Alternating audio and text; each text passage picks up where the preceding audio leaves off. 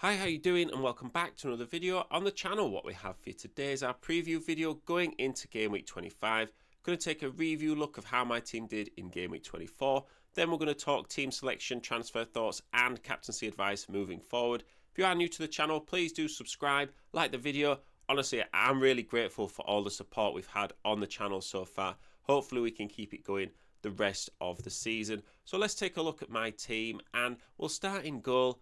And there's not really too much to write home about. Raya getting a save point and 2 appearance points is kind of standard at the moment. He did do well a couple of game weeks ago, but it is where we're at with the keepers. Anyone can concede at any point this season. Into defence, it wasn't too much better, but we do have cheap defenders, and when they get points, it's great, but they're not the players that we rely on in order to keep our scores ticking over. Trent did start on the bench against Everton and came on just for 1 extra point, but you'll always take points. So for 7 overall. But into midfield is where it really started kicking off. Salah as a captain. I know some people triple captain Salah. Well done. It was sort of the time to use it if you hadn't used it already. I used it on Haaland against Ipswich, so that wasn't the case. I didn't actually use any chips this game week either, so it wasn't too bad to be getting 111 points. McAllister also scored against Everton, which was great because when we got him in, we weren't too sure about him and Szoboszlai, and in terms of points scored in the double game week, he was the better pick, which was really good to sort of see. Up front, and Dye got 9 points, but Mateta, still really low owned, got those 2 goals for 13 points. So like I say, considering I didn't use any chips, I've still got my wildcard free hit, bench boost, assistant manager chip to use. I've only used my triple captain and the first wildcard this season.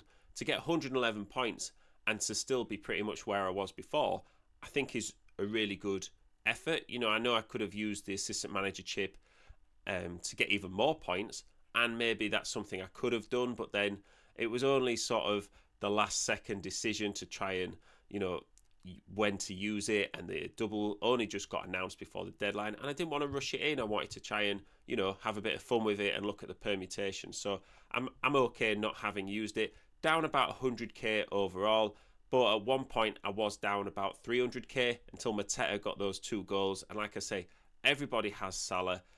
Everybody will have had Trent and Isak and Palmer. So it's really those players around you, around them, that get the points. And Mateta, someone that's low owned, even Ndiaye and McAllister really did make the difference for me this game week, and that's where you can try and find the edge moving forward. So in terms of fixtures and captaincy this game week, it is really important to note that it's a Friday deadline, because in a game week like this where you've had the FA Cup in the middle and then you have one game and then the deadline is 2 days later, that's where a lot of people get caught out. So hopefully you do see this and it reminds you that there is a Friday deadline and you don't miss it, and therefore you're not sort of disappointed that you're not going to do as well as you could have done. In terms of captaincy, you've just got to go for Salah again. Liverpool with a second double game week in a row, I think just don't try and reinvent the wheel. I think at this stage of the season, we're just over halfway, and we're going into sort of the end bit. Like, you can be more flexible with your captain in order to try and get rank rise, but I think when a team like Liverpool have a double and a player like Salah has a double, you've just got to go for that. So there's no point over analysing it. My advice would be Salah, and that's who I'll be going for. So in terms of the team moving forward, it's looking pretty good. Because of the other double, I'm happy for to keep my 3 Liverpool players. I don't really like the look of the Aston Villa double. I think it's all right, but for me, Aston Villa are a sort of team where you don't quite know what you're going to get at the moment. They're still in Europe, which is going to take their mind. They've got a couple of injuries going on, and I don't want to use a load of free transfers to get Aston Villa players in to then want to take them out, because it's not just about using that one free transfer to get them in. Are they worth 2 free transfers? Because you'll get one player in and then want to take him out again at some point. Well, that's 2 free transfers you could have used on someone else. And then if you want the double up, it's going to be even more.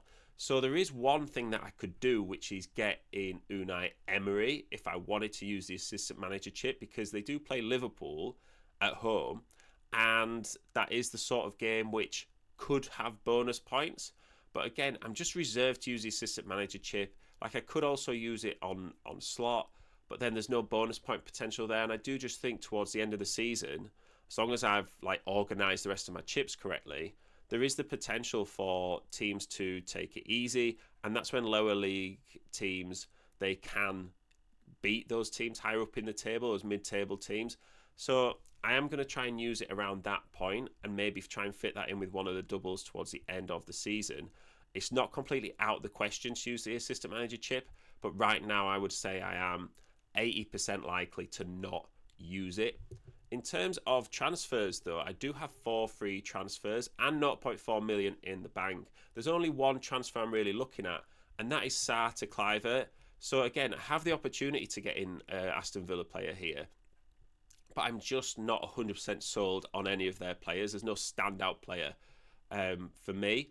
And Crystal Palace, they do blank in game week 29, which is something just to be aware of, that there is a blank in game week 29 for some teams. And I won't be using my free hit chip there because I think the free hit chip is much more valuable in a double game week. So I am trying to just set my team up so I've got, 10, maybe 11 players in game week 29 as well. So I can just afford straight up Crystal Palace, Sarr to Bournemouth, Kluivert.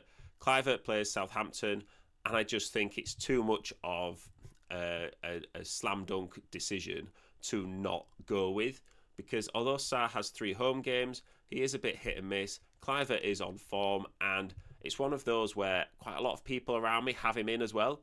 So in order to maintain rank, maybe even gain rank, he's a good player to have in. So let me know what you think. I've got more free transfers and players like Ndai, and after this double game week, McAllister will be coming out.